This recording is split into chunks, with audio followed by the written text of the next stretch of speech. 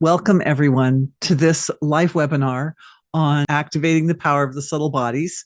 It's a really, really interesting subject, and I've got a lot of beautiful material for everybody and a lovely new chart from my buddy Eric, who said I could say his name, so God bless him. So we've got some good stuff to get into today. But I always like to start with a brief review of what is energy healing, just so that we're all on the same page, and then a prayer of gratitude, and then diving into today's topic. Energy healing is a process of utilizing the potential of the human mind and the human consciousness to affect positive changes, healing changes for the body. And it's founded on the principle that the body is consciousness. Essentially, our bodies seem very, very solid and bound by space and time, and our consciousness is not solid and bound by space and time in the same way. However, outer depends on inner. The outer is like an expression of, or it rolls out, it unfolds from what's going on inside. And the consciousness inside structures and forms the scaffolding for the outer expression of health. So when the body falls ill, it goes to follow that by making some changes in consciousness, which is very pliable, right? Conscious awareness is very sort of fluid. By making changes there in the scaffolding behind the physical form, it's possible to affect positive changes for the physical form. That's the principle. It's really, really quite simple, actually. But there's also, the more you understand about it, the less mysterious it is, right? So one of the main purposes of these live webinars, and also my workshop, obviously, and the other offerings that I present, the purpose is to take the mystery out, is to sort of, what we like to do is we'll take our consciousness, our awareness, our minds, and we kind of dive in and we look at those mechanics. We look at that scaffolding and we see, well, how does this piece of the scaffolding relate to that part of the body? And if something's gone wrong over in this part of the life, which part of the field of consciousness would be the most efficient and the most powerful to focus on? And how would we want to change that part in there in order to promote precisely the effect at the surface? So today, this webinar, more than any others that I've ever done, is going to get into that. And so I'm excited about it, but I'm also excited to do some nice healings for everybody, because really, I know that one of the reasons we come together is for the actual healing work. It's good to understand, but it's also good to experience. So I'm going to do my best to not get too lost or gripped in the glory of the details, and give you guys some good healing time too. Let's do our few moments. We're going to take a few moments of silence. We always do this for those of you who are new. We always take about 3 minutes of silence at the beginning. And the reason is it gives the awareness a chance. It gives us all a chance to kind of dive our awareness in together into the source of creation and to experience those deeper, subtler levels.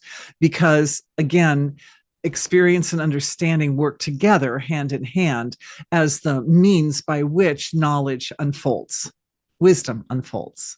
So we'll take a minute right at the beginning, and experience is primary. Experience comes first, right? We want to give ourselves to the experience of what the awareness feels like, what the consciousness feels like. And then from there, it's easier to make sense of the sort of principles. Okay. So that's my reason for having the silence, other than it's just bliss. So don't mind the time. I'll keep an eye on the time for everybody. And I'll let you know when 3 minutes is up. And when 3 minutes is up, and I ask you to open the eyes, I mean, you don't have to do this. You all are grown-ups. Maybe you're having dinner right now, so you don't have to take that. But for those who wish, having those moments of silence, I'll let you know when 3 minutes is up. Take a minute before slowly opening the eyes, because the more gradually awareness comes out of that silence, the more nuance we integrate on the way out, the more you remember. Okay, let's close our eyes.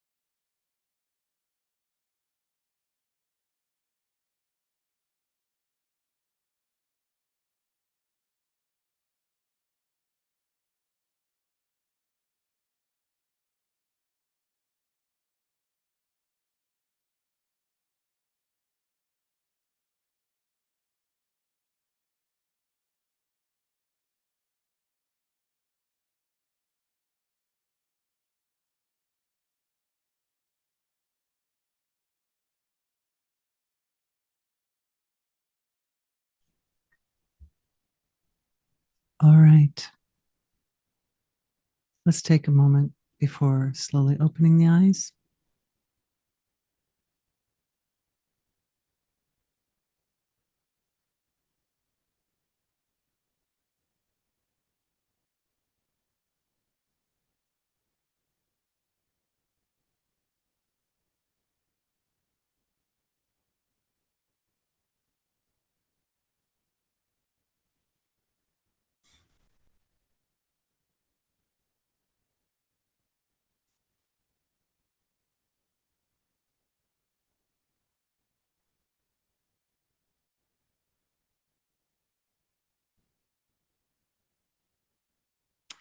Thank you to the source of creation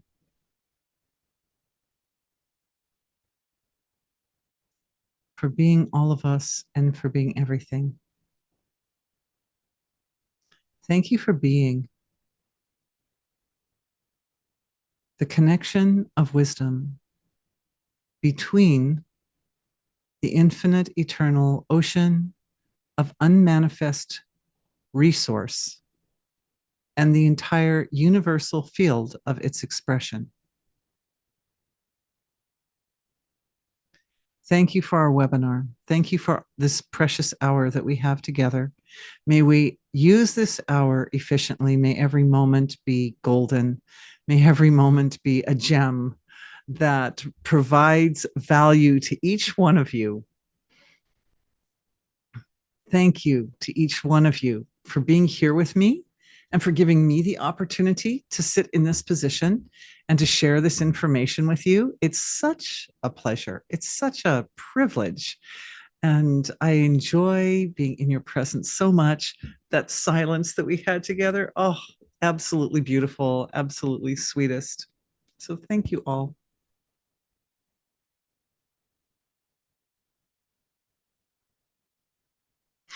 Okay, I'm ready. Um, accessing. Is it accessing or is it awakening? It's accessing. Accessing. Activating. Oh God, neither awakening nor accessing. Activating. Activating.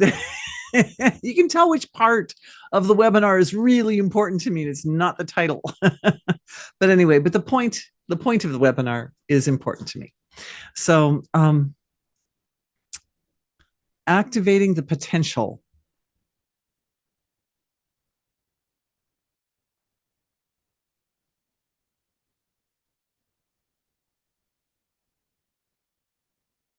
The activation sits on the foundation of wholeness, our relationship with the source of creation, with that energy that creates everything. That's the foundation. So, successful activation, healthy activation, good activation is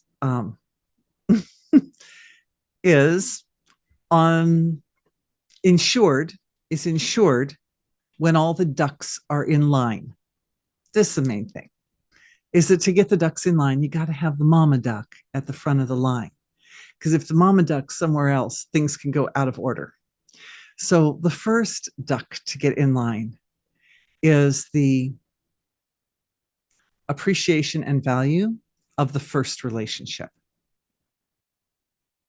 We it keeps the understand it's like simple and elegant, and it keeps all the parts which can become so complex. Like, we're going to go into some complex places today, guys, and I don't want to lose you.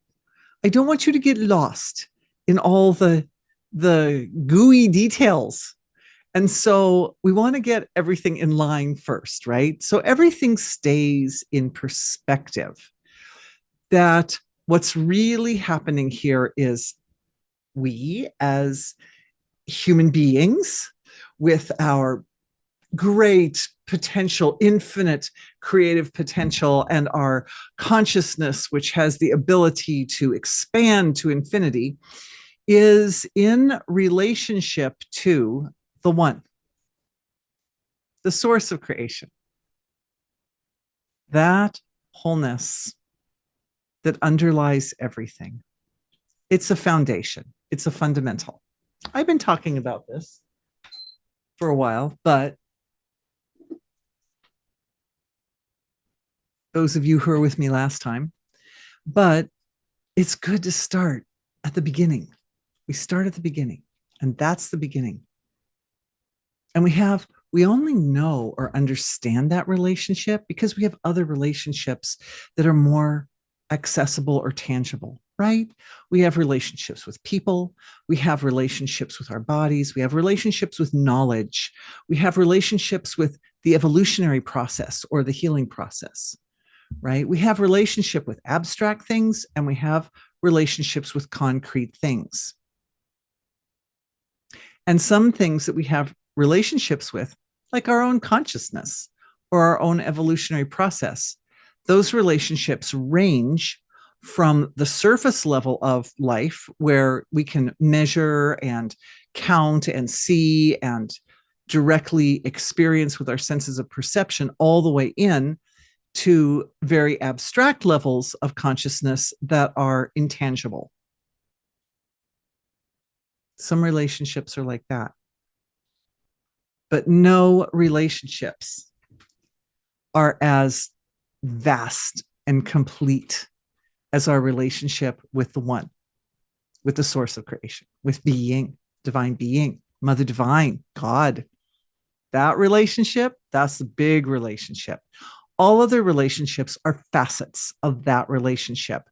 And the reason I feel that it's important to mention this is because one of the principles for success in energy healing is not getting lost in the parts. We want to remember that we're part of the whole. It's a big wholeness. It's a big wholeness from whence we all come and from whence we all return. And that big wholeness shines a light of perspective on all the fascinating details of the healing process. So, hence the prayer, right? So we establish that first, establishing that first, that it's all in relation to that. And that provides an anchor for awareness. Because as I mentioned, really successful energy healing is on the foundation of awareness not being gripped or overshadowed by any experience, right? Lots of experiences out there. There are experiences on the surface of life, and then there are experiences deep, deep down in the subtle strata of consciousness and very abstract experiences. And whatever the experience is that we're going through, having an anchor, feeling anchored in to the one, to wholeness, which is absolutely good, right? Absolutely life supporting, absolutely evolutionary, absolutely positive, and absolutely vast, like bigger than any other experiences we might have.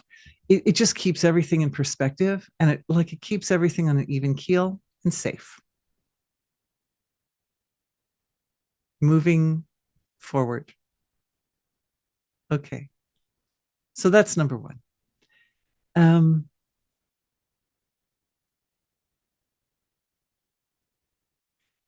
In energy healing, when we're activating, is it activating?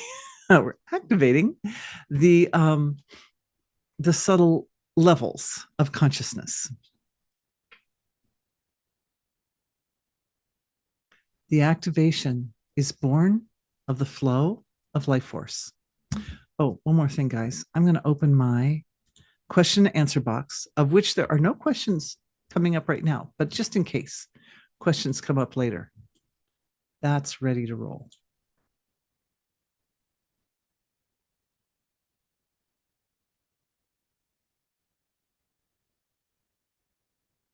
So here is the activation. Oh, thank you. Oh, my husband's a saint.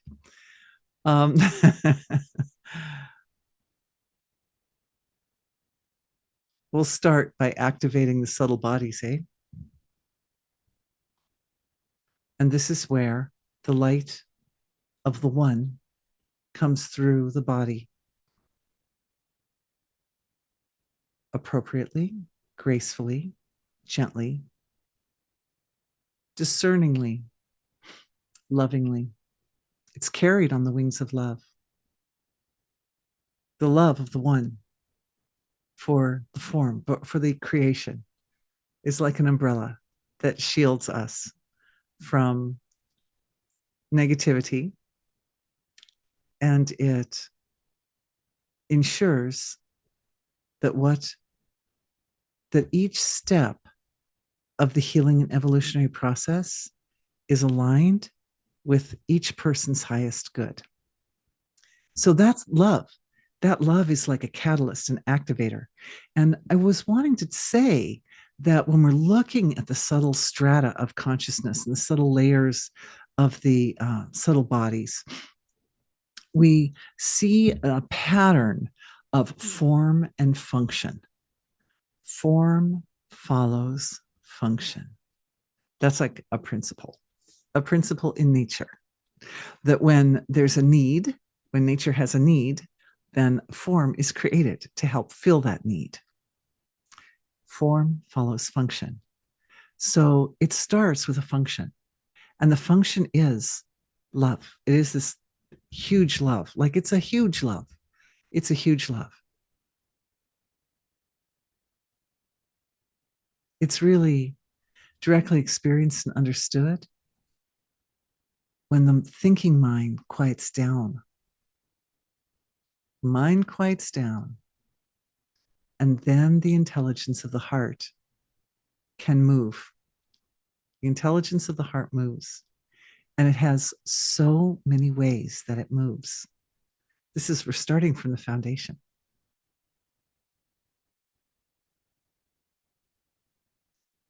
It moves in waves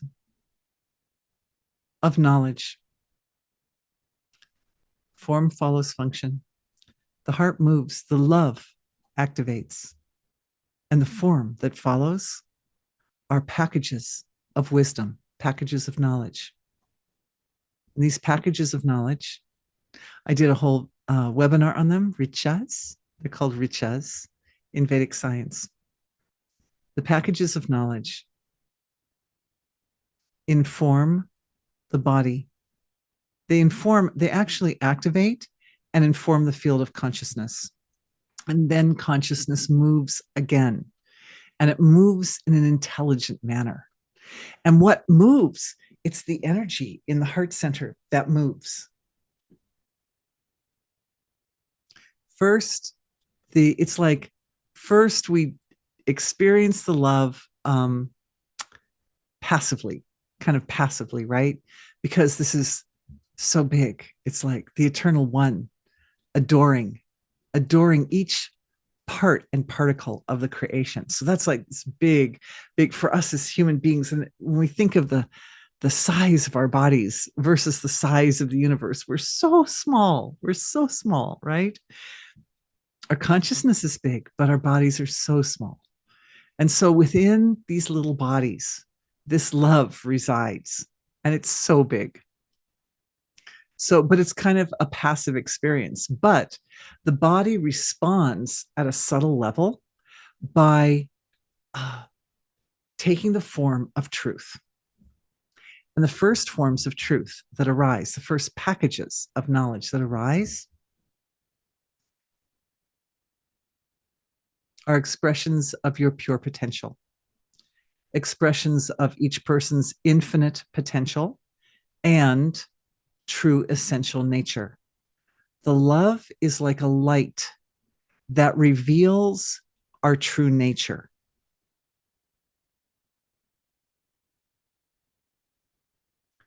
The love is a love that's more than the love that we as individuals tend to even feel for ourselves, because it's based on an eternal understanding of each one of us, right?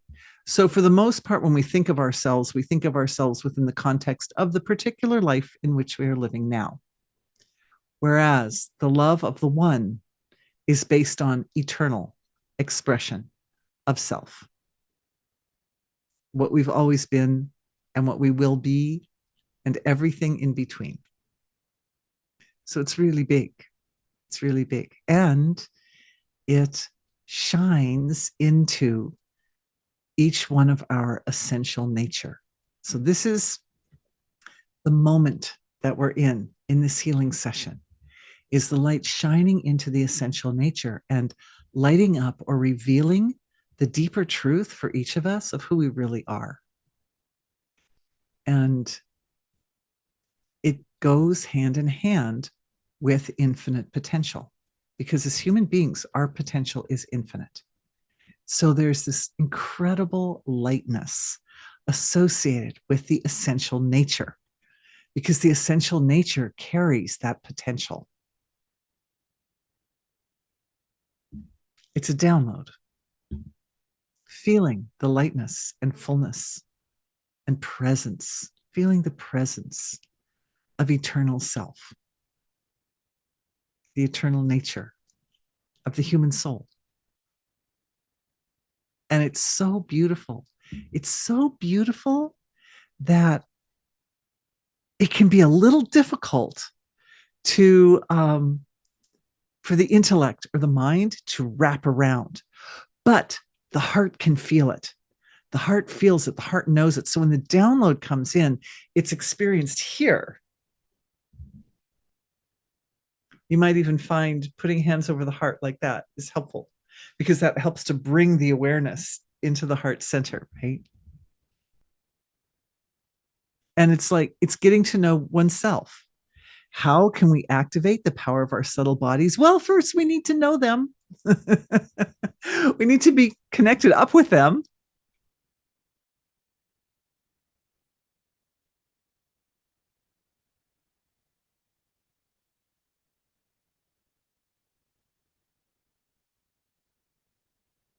The eternal self eternally offers itself back to the one. The eternal self is in an eternal loop of reconnecting to wholeness.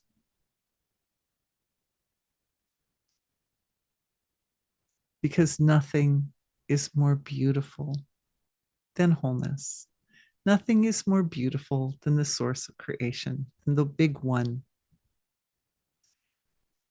So, yes, the true nature of the self is the foundation of the physical form, the physical body, the physical world. But there's an aspect that's ever folding and turning back in, ever referring or reflecting back to the creator.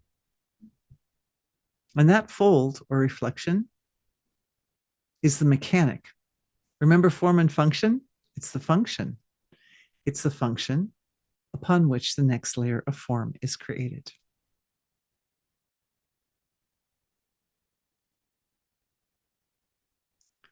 When essential self, when the essence of who we really are, who we are in our true nature, reflects back into the source of creation. It's like sowing seeds in the ground. All varieties of useful forms emerge. Facets. It's like taking a little crystal and putting it in a giant eternal ocean of reflection. Something like that. You get thousands of millions of trillions of different expressions of the essential nature coming up. And they're all facets, they're all like parts of who and what we really are. Together, they form the whole essential nature of the self. But these facets of oneself, they are the tools. They are the tools. They are the activated structures in the subtle bodies that are responsible for everything of energy healing, the creation of light medicines and the access to different types of wisdom resources and the energy or power to move the subtle structures of creation so that the more manifest levels of creation will reflect that move and will shape themselves up appropriately. I have a beautiful chart for my friend Eric. And he said I could use his name. So his name's Eric. And boy, is he a great guy. And he made this beautiful, like totally amazing chart. And I'm just making sure I can navigate the chart. It's a vector chart. And I don't use vector charts as much, but I think I've got this figured out. Let's see. I experimented with it today. I am obviously not the most technical person in the world, but oh, and sorry, I wasn't able to put it into a presentation mode, so you're going to get to see it in its regular mode. There it is. Okay, so here's the chart. And this chart is a nice picture of what we've been talking about. And I like to give you visuals. I wish I could give you a visual of me. I don't see me over here anywhere. Wait a minute. Oh, there I am. Okay. So yeah, there I am. Hi. So yeah, this beautiful chart is just what we've been talking about. We have the source of creation down here. And we have this layer. This is the layer that we've been talking about that I wanted to show you. It should work. Oh yeah, look at that. Look at this great vector diagram. I can just scroll right in, man. Uh-oh. Except that. Oh, oh, let's hope that I don't wreck it. um, Yeah, let's try rolling out, and let's try coming down here and rolling in. I think it rolls in wherever my cursor is. Yes, there we go. Okay, good.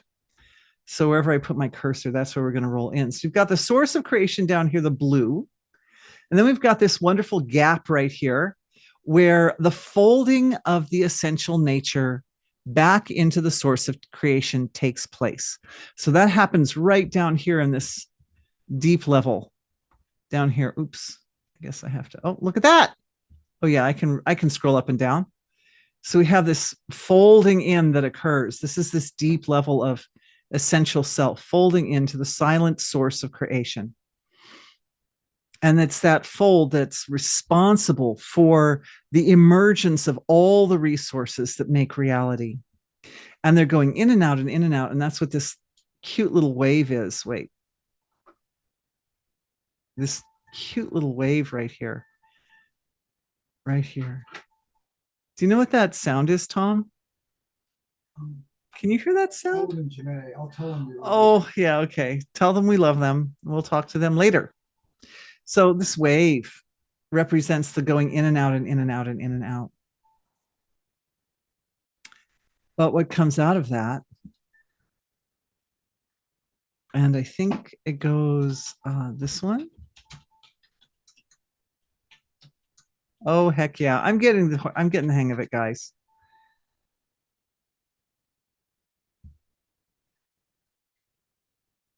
Here are the impulses of universal intelligence, which are the richas. The richas are the impulses of universal intelligence.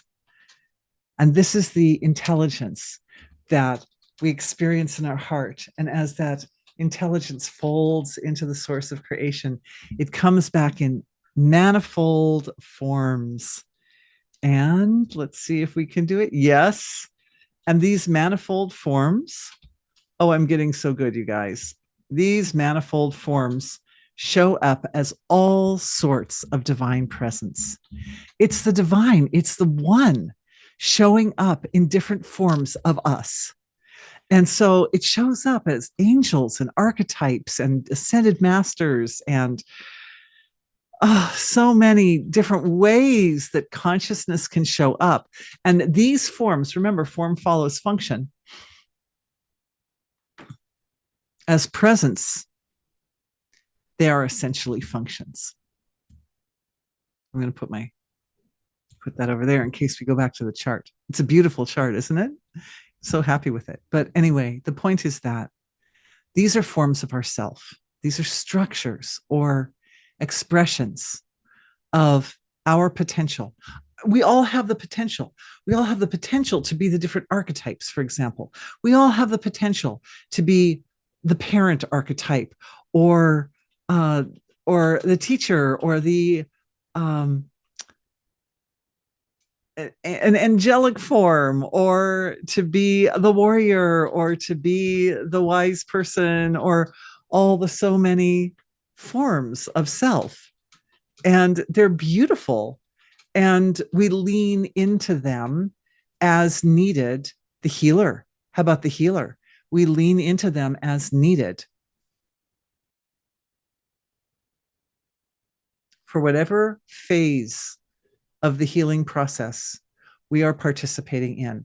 And it's really important, you guys, because a lot of people, you have to understand, the field of energy healing isn't it's not standardized, right?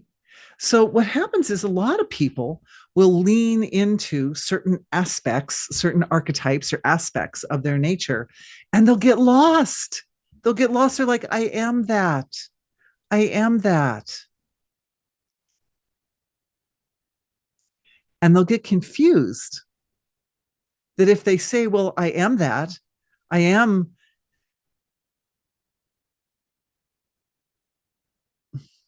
I could list lists, but I'm not going to list lists for fear of treading on tender ground that you can imagine.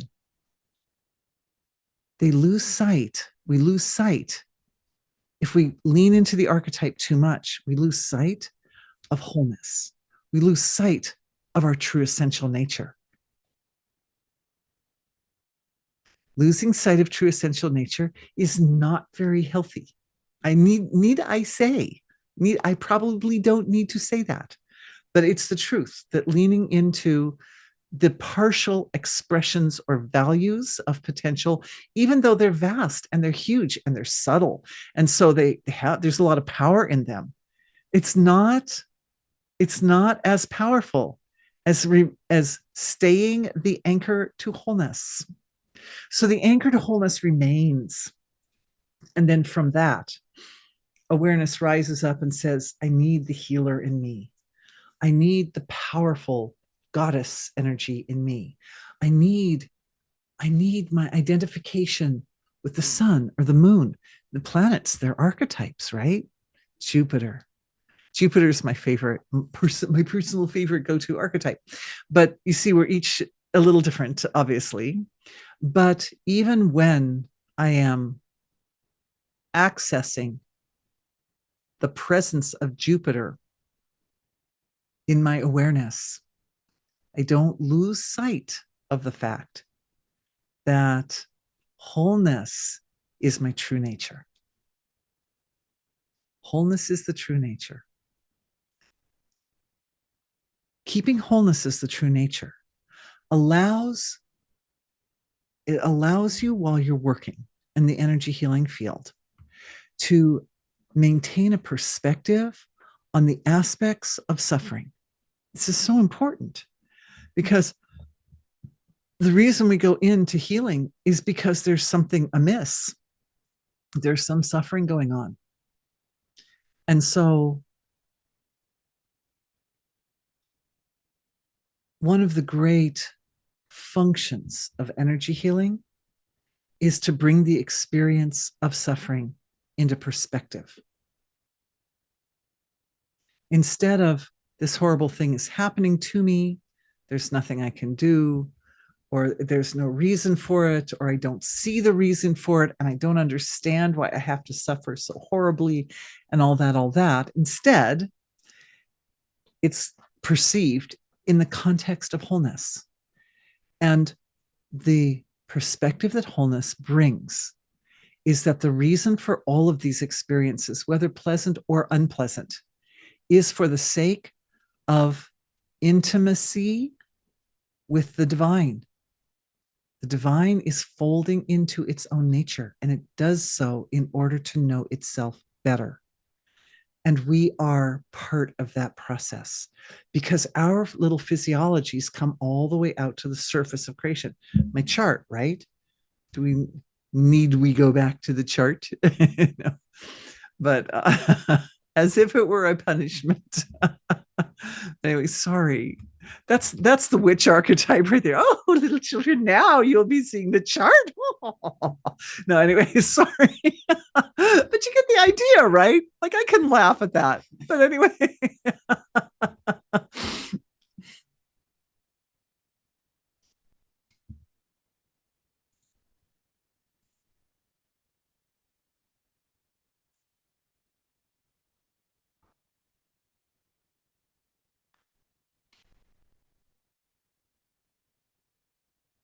Oh, the navigation of it all.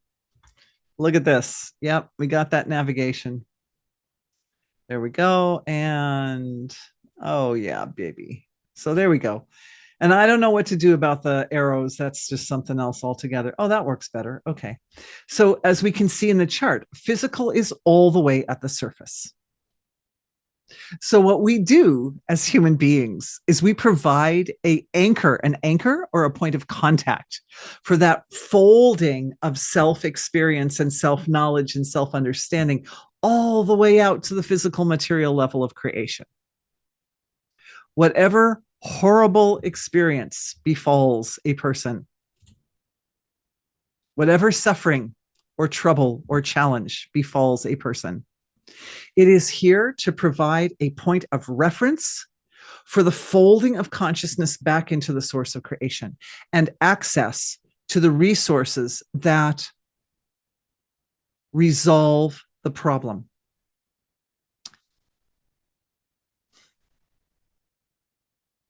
Sorry, I'm a fuzzy mess. Speaking of suffering, I don't know what to say. I'm talking to my camera, my Logitech camera, and it's just like, no, I'm not. Fine. Yeah, looks like a fuzzy mess from this end, but okay. But you get the idea.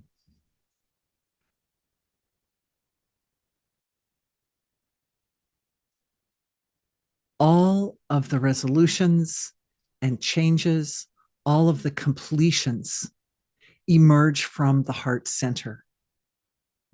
It's just the way it is, because that's the point in the physiology where we anchor back to the source of creation. That's the point. So, and all of the resolutions, oh, good, thanks. All of the resolutions and completions are start out as impulses of intelligence that are directly experienced in the heart center. So we're going to take a moment and bring awareness to the heart center. And I'm also bringing awareness to the lower chakra areas as well. So 1, 2, 3, 4, chakras 1, 2, 3, 4, chakra 5, oh, 6, 7, 8, 9, 10, all of them. See me, I don't have a plan for the healing. I just go, okay, where are we going to go? But all of them, the center, because they're also earth chakras that go down deep into the ground, all of them center back or come back to the heart center. The heart is the center. It's like the center of the spokes of the wheel, right? And with the settled condition of the mind, the heart is free to move with grace. And underlying the grace and the impulses of intelligence is that one love. And with each move of the heart, the one love becomes clearer. It becomes better defined. It becomes better understood. It's better understood. And the first thing that I'm feeling is like showers and showers of compassion for each person in this healing session. With the showers of compassion comes understanding, because the compassion is based on the truth of who you and what you really are, and the beauty and the sweetness and the goodness of your true essential nature. The fact that each of us, our true essential nature comes from the one, which is absolutely good. And what this understanding does is it washes away internal dialogues, little stories that we tell ourselves about being insufficient and not good enough and incomplete. And all the other little stories that go with it. They sit in the mental body. You saw the chart. We won't go back to the chart right now, but you saw the chart, the mental body. There are all these little loops and cycles of self-speak, of these thoughts that we have, where we define ourselves this way and that way. All the definitions are facets of the true essential nature. And the foundation of the true essential nature is that love. It's that one. It's so beautiful. It's so beautiful that it's almost incomprehensible. It's only comprehended through the awakening of the heart in a very visceral way. So this awakening of the heart, showers of compassion, forgiveness. And these showers of compassion and forgiveness are moving at such a deep level, deep down in my chart, at the bottom of the chart, the causal level, where it's not thinking, it's just knowing, it's just directly experiencing. It speaks to every cell in the body at that level. Oh, there, I'm clear again. And thus, it speaks to the ancestors. It impacts the electromagnetic reality of the body, form and function. The electromagnetic reality is a functional reality in the body. As the electromagnetic field of the body awakens and activates with compassion and forgiveness, every cell in the body experiences renewal, because the cells in our body speak the language of electromagnetism. The body becomes a radiant presence in the field of life. The field of life around us is also filled with electromagnetic energy. Light. The light is electromagnetic, everything. And the field adapts to accommodate a higher level of self-understanding, a truer level of self-understanding. For the ancestors too. Through the field of space and time. So both space and time are benefited from this healing. It's like an embrace. From the inside, the light of true self-understanding shines. And from the outside, the environment understands and reflects. It accepts. It's very innocent. It's just the presence of self-understanding. It's not like I'm trying to make it do this or I'm trying to make it do that. It just is. It's just this place of soaking in the truth of self and allowing that truth to not only reflect out to the field, as the field reflects back, it reflects in, and it reflects all the way into the source of creation. So now the fold isn't just through the individuality of ourselves, but it's through the entire universality of the field as well. It's a big loop of self-referral consciousness. And remember the last time we did this a few minutes ago in our webinar? What emerged out was the knowledge of all the facets of the self, right? All the archetypes. But when the loop comes in from the universal level of self, from the whole environment through the individual body, then the facets of universal self emerge. The facets of universal self. And these are the great laws of nature. These are the great devas. In Vedic science, we talk about them in terms of devas and devatas inside the body and devas in the creation. They're like the archetypes of self that we share in common with the whole universe. Those functions that are so great that they make solar systems and nebulas, and they control the birth and death of stars, and they control the interactions between galaxies. That level of nature's intelligence.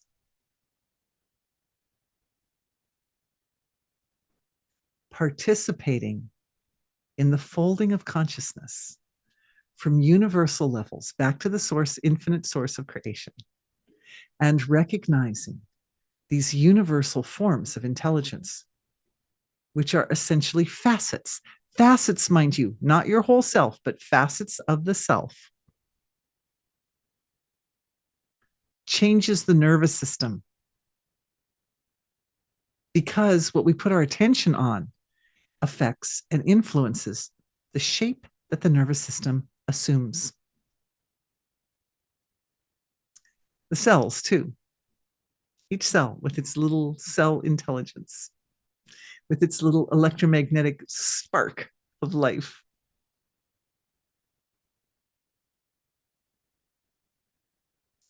They change to accommodate the truth. Each time, this is energy healing. We're putting the attention on the highest first. We can go into, when we're doing energy healing, I know each person who's here has different needs and so, but and we should do that. I think a question is just coming at different specific for activating different levels. Oh, it's a nice question. And there are other questions here too. Maybe I'll stop and answer some questions because we're getting close to question time anyway, which is 8:30. So, but yes, the point is that every day, at least 70% of the neural connections in the brain change according to what we put our attention on. So bringing our attention to the truth of our nature and our potential wakes up and integrates. It literally makes shape of our nervous system to accommodate that potential so that then every day in every way, like every little moment reflects that potential a little more completely. And this gives rise to the types of experiences that we want all the time. We always want these experiences of, for example, synchrony, right? That when you think something, you think, oh, gosh, I need that piece of information. Oh, boom, there it is. Right? Oh, I love this person so much. I need to talk to them. Oh, they just called. And to the point that the universe is bringing almost barely, even the thought is there, and the universe is bringing what comes next, whatever it is that you need to move forward on your path in the highest and most robust and most optimal way, right? This is the change. It's a fundamental change. I could go into details. Oh, let's do healing for this. And I do that in some of these webinars. We do healing for the circulatory system or healing for the nervous system or this, that, and the other. But this, we're talking about activating the subtle bodies. So we're really talking about activating the foundation for all the healing. Because my goal, my personal goal, is that you become the healer. You become the best healer for you that you can possibly be, and that you find yourself doing the things and living the life that leads you in the long term to really incredible optimal health. Because I can't do it for you. I can help, like, right? I help sort of say, oh, let's put our attention over here, everybody. Let's look at my chart. Let's look at whatever. So, sorry. Anyway. But you get the idea. I can help direct that we look here and look there. But the end of the story is that in the end, nobody heals you the way you heal you.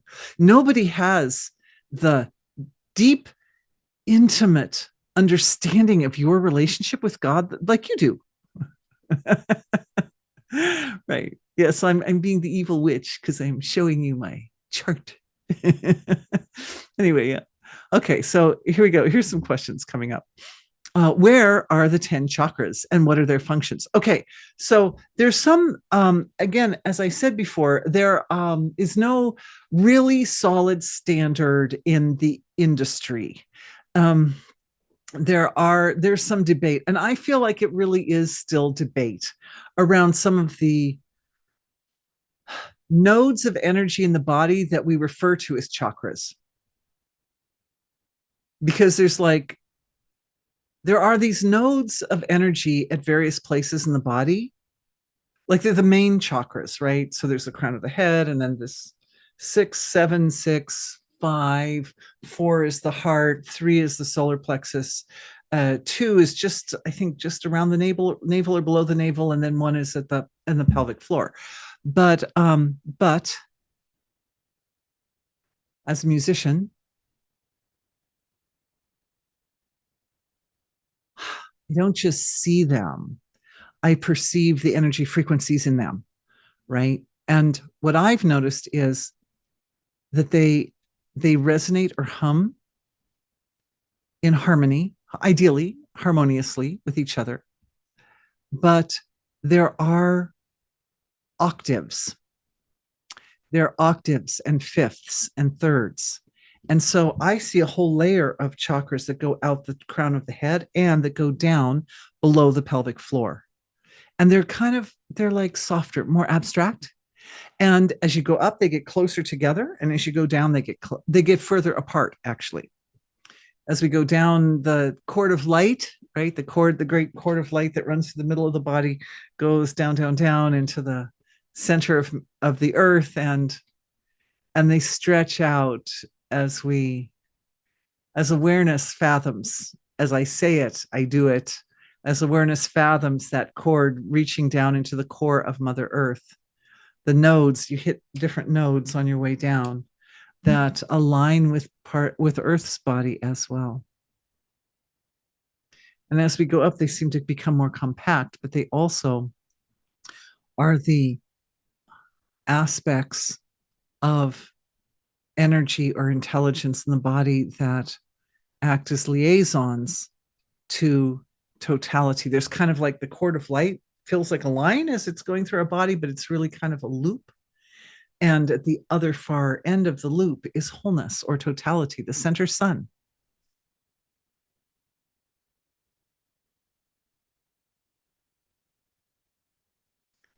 So we're connected to wholeness. I hope that makes sense. Oh yeah, it says what are their functions too.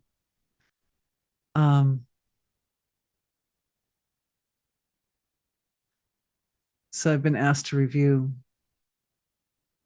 first the at the root chakra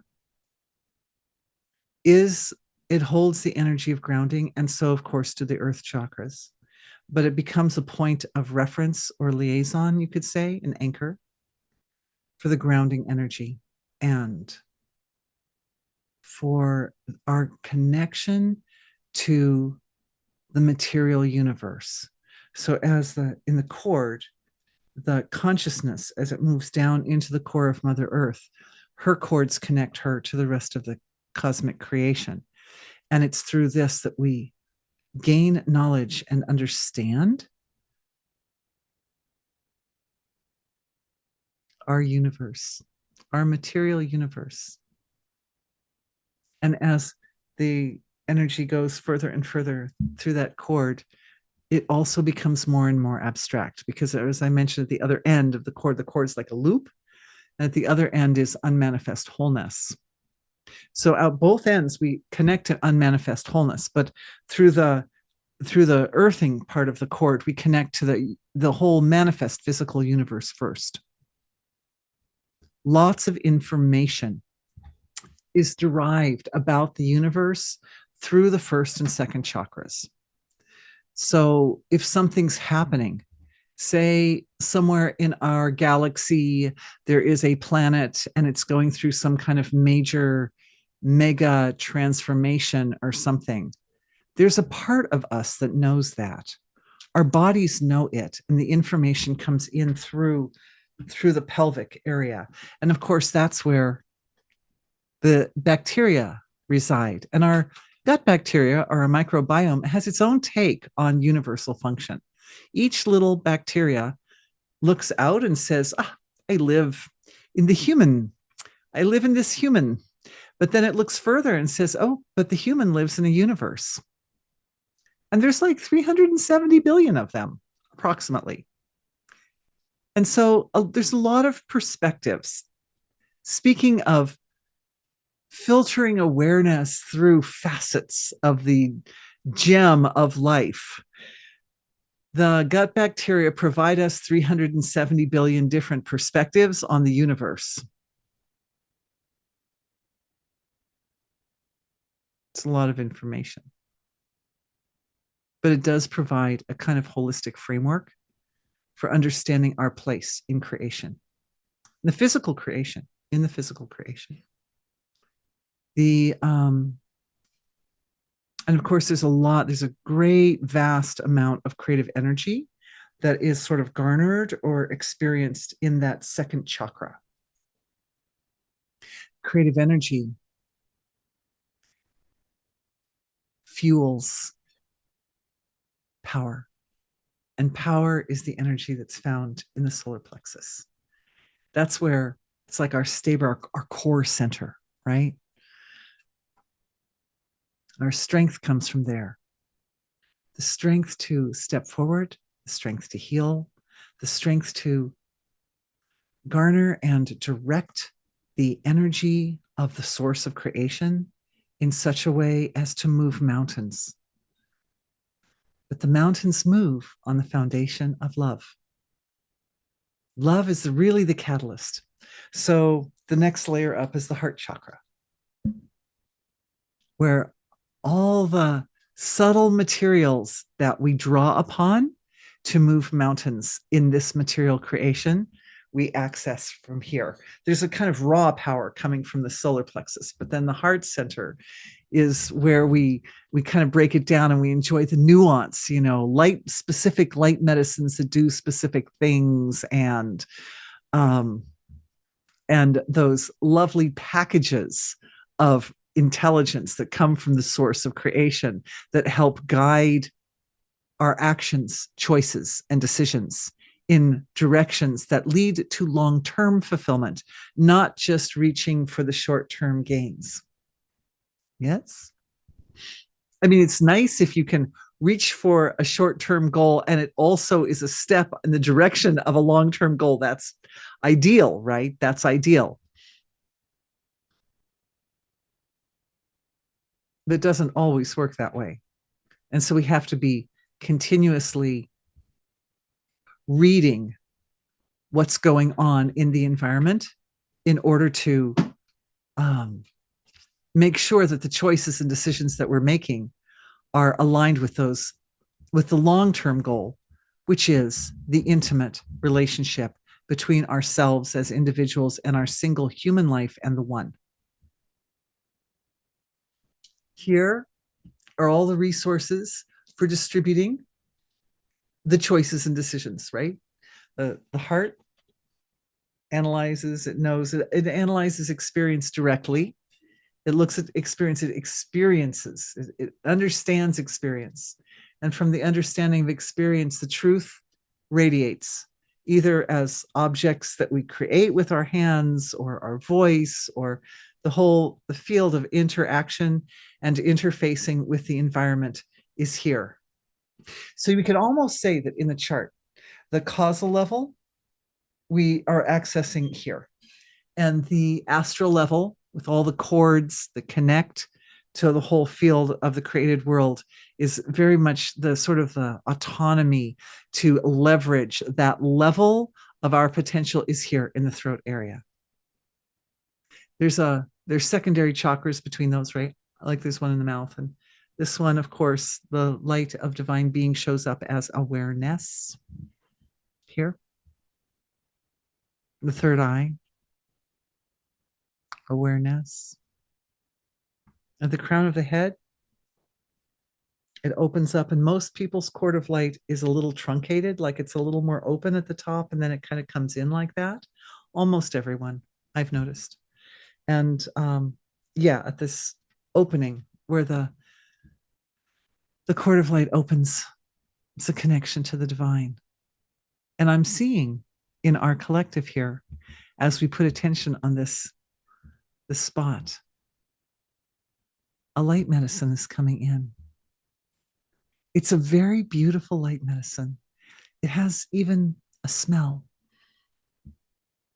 like spikenard. It's the Christ energy. Christ energy is here in the crown.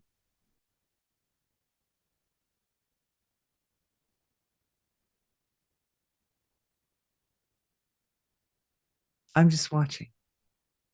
I'm watching everyone's crowns light up like the star on the top of the Christmas tree.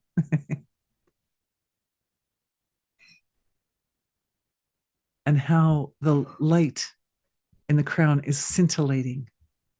It's very like sparkling, like sizzling almost, but maybe sizzling indicates too much heat.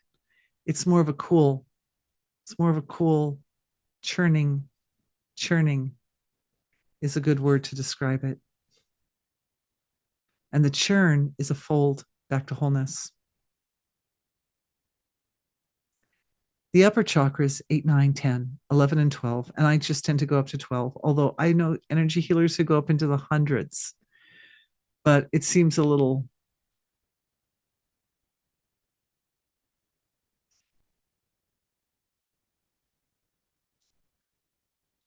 not to cast aspersions on anybody or anything or judge or anything, but it gets complicated. Let's just put it that way. It gets complicated if you go up into the hundreds. And it's a little bit like the pressures that are put on musicians in Iraq, where they define up to 90 microtones between each tone of our scale. Do, re, mi, fa, sol, la, ti, do, 90 between each of those. Can you imagine? The guy's making music and his buddies are, no, you missed a microtone. That was the 79th microtone. It should have been the 80th. It's like, what? Anyway, it's just like too much, right? It's like, come on. 12 is good because they get closer and closer and closer and closer together. So it's like overtones, right? They start to compact on each other. They're all part of the function of the liaison or the connection between ourselves as individuals and wholeness. Connections to the higher self.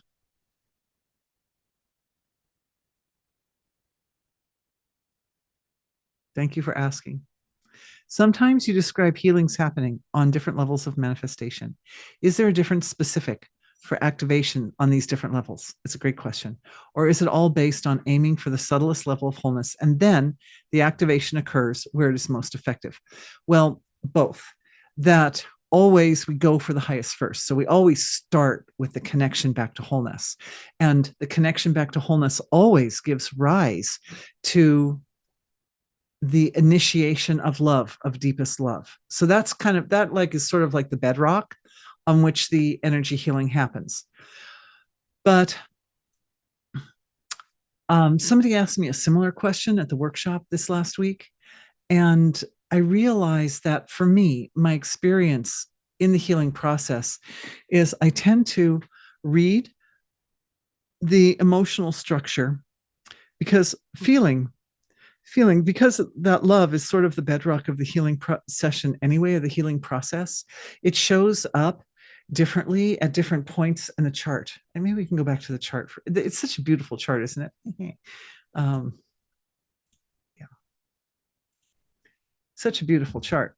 So feeling can be experienced all through the whole chart. All through the whole chart. Even with the source of creation, silent, absolute, unmanifest down here. You know, that the silence is like the underpinning or the foundation of the feeling. And at the physical level, feeling actually shows up as physical sensations. It actually shows up as pain or pleasure in the body. These are feelings. These are emotions. It's just pain and pleasure are just emotions expressed physically. At the etheric level of the body, which is very, very similar to the physical body, feelings are experienced as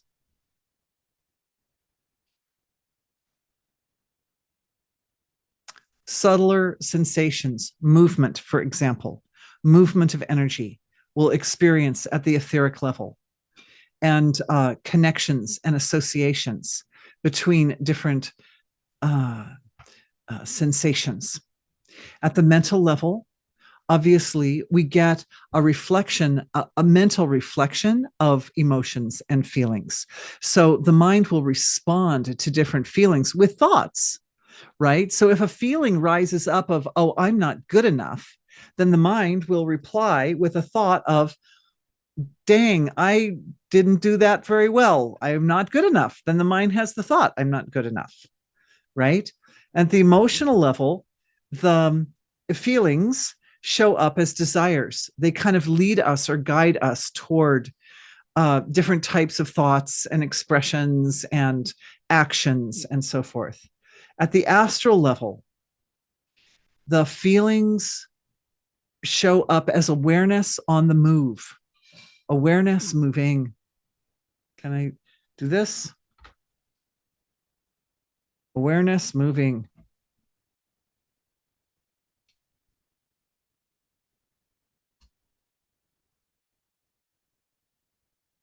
And at the causal level, see if I can get this. It's radiant presence. Radiant presence. The causal level, we have radiance and the presence of these feelings and emotions, and the presence shows up as these beautiful, nuanced packages of pure divine wisdom. It's very beautiful. So I would say, to answer the question also from a slightly different angle,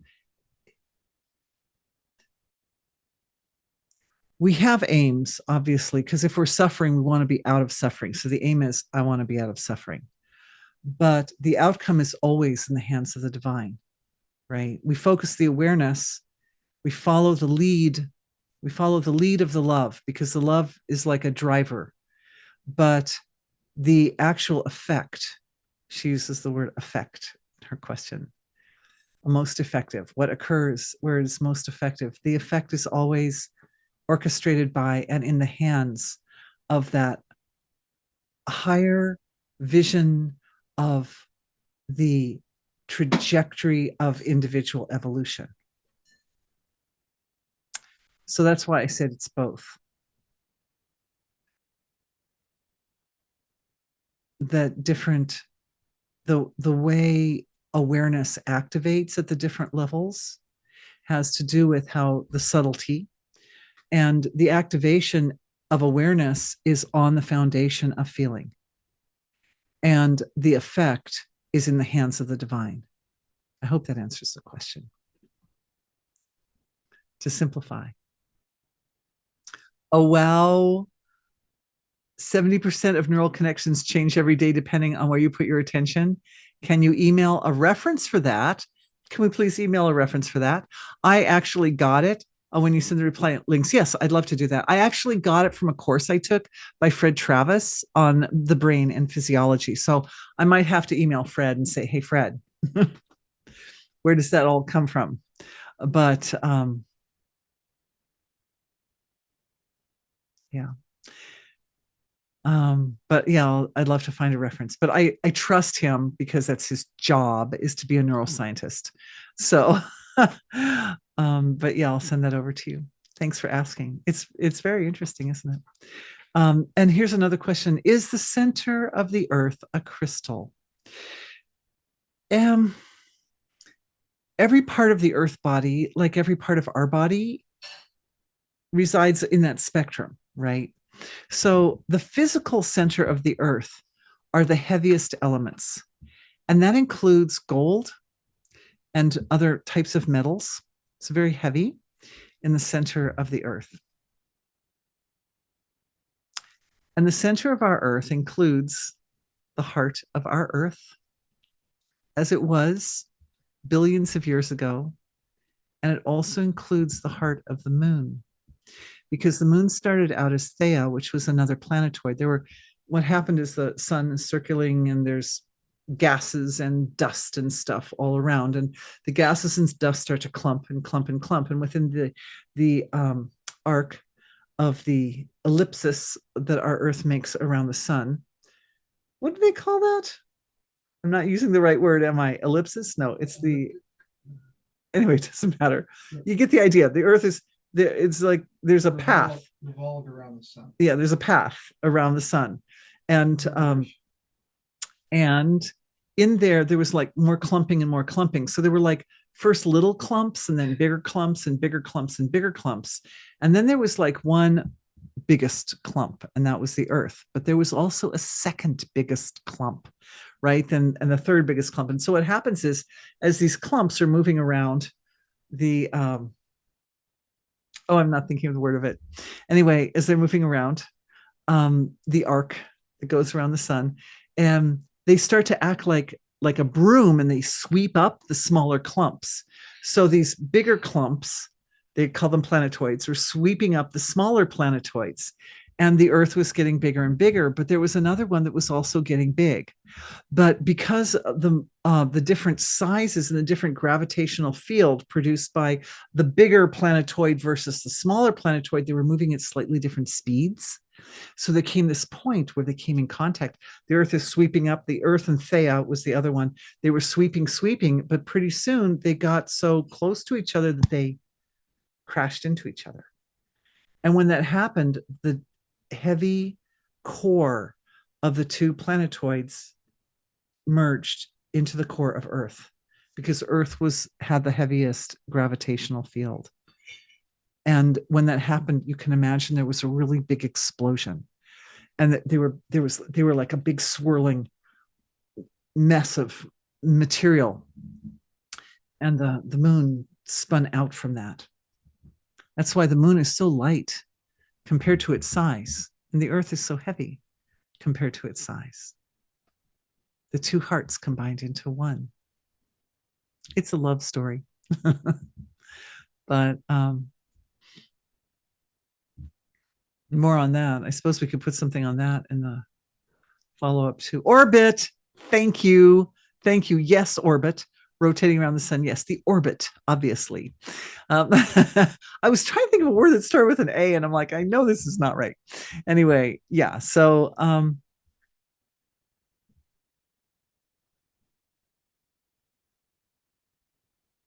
it's all driven by divine intention. And we were always part of the story. We have always been part of the story. And the intention for the creation and the manifestation of humanity has always been part of the story, because it's through this type of form, with this type of filtering nervous system, that the folds of the divine into its own nature are experienced in a way that's really meaningful and that impacts change in the creation. It's very powerful. So it's an elliptical orbit. Indeed, it's not a perfect circle, but yes, elliptical orbit. Orbit was the main word I was digging for. Anyway, thank you all for being with me. Thank you for bearing with my terrible evil witch impressions and for getting important words like orbit. But I'm so grateful that we're doing this together. So we're helping each other. Thank you for helping me. And I look forward to seeing you tomorrow. We will ideally go into more questions and more healings for activating the subtle levels of the physiology, and providing everyone who's participating in this healing with greater, richer access to the resources, to that pure potential, how it shows up in the subtle levels of the physiology, and kind of look at how awareness interacts with itself, both at the surface and then at the deeper levels, in order to produce the specific effects, specific healing and evolutionary effects that we aim for through energy healing. All right, everyone. Thank you for being with me. Oh, all the hands. I love you. I love all the hands raised. See you all soon. Bye-bye.